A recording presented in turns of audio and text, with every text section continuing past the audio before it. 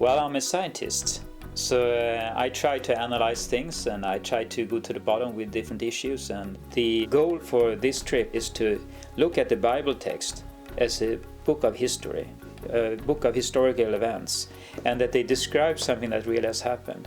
And then from the text, try to understand what really could have happened.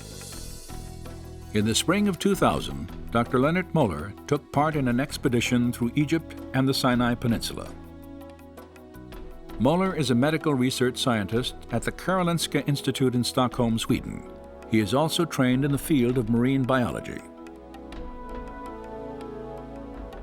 His skills in analytical research, coupled with a deep interest in biblical archaeology, had drawn him to the Middle East on many occasions. Now, as a member of an international team, he had come to the Gulf of Aquaba to renew his search for evidence of the Israelites' Exodus journey.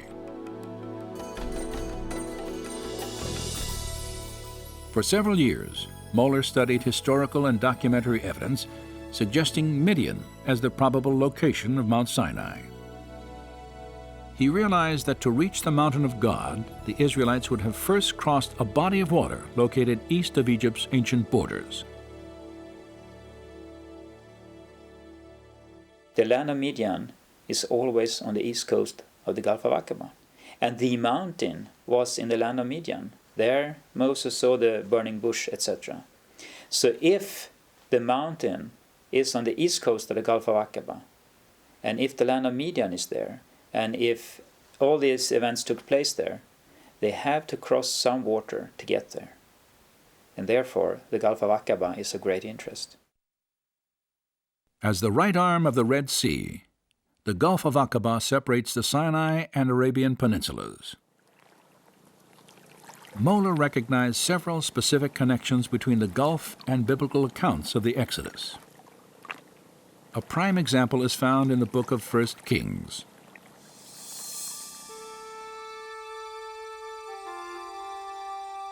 In approximately 950 BC, King Solomon is said to have built his navy at Etzion-Geber, near Elath, an ancient city on the northern coast of the Gulf of Aquaba.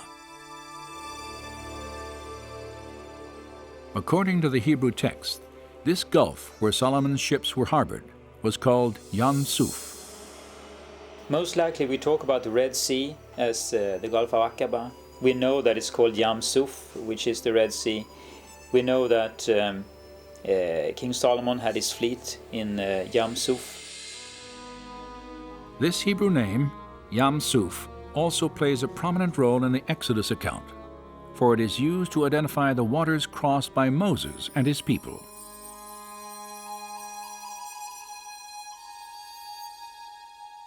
The geography of the Gulf of Aquaba also resembles biblical descriptions of the Yam Suf God once parted for Israel. Aquaba is extremely deep, plunging more than a mile in some spots. It is adjacent to a dense wilderness of rugged mountains. And it is located clearly outside the borders of Egypt, as recognized during the time of Moses. These similarities to the scriptures have led Lennart Moller and others to theorize that the Gulf of Aquaba is the Red Sea of the Exodus story. And if they are correct, then two distinct possibilities for a crossing point exist. The first is located on the bottom of the Sinai Peninsula, at the Straits of Tiran.